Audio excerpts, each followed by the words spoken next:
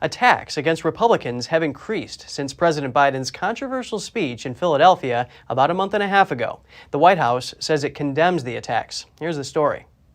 There have been reports of high-profile acts of political violence against Republicans and conservatives since President Biden's heated speech in Philadelphia last month. Donald Trump and the MAGA Republicans represent an extremism that threatens the very foundations of our republic.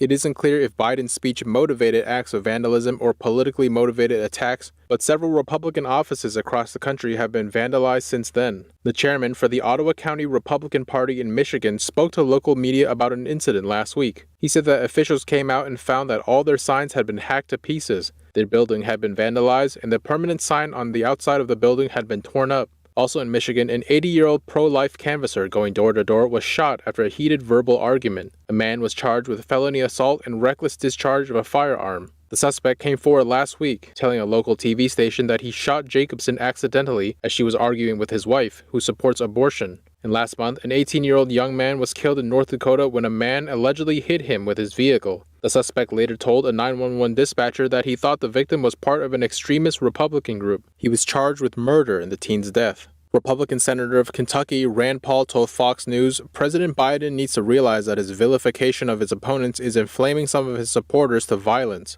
Paul also said, as a victim of political violence, both sides need to recognize the consequences of heated rhetoric. Senator Paul was physically attacked by his neighbor in 2017 and attacked by rioters after the 2020 Republican National Convention. In a recent comment about political violence, a White House spokesperson told Fox News that President Biden condemns these attacks and has been clear that violence, threats of violence, and vandalism are absolutely unacceptable, regardless of who is committing such acts or why. He added that there's no place in America for political violence.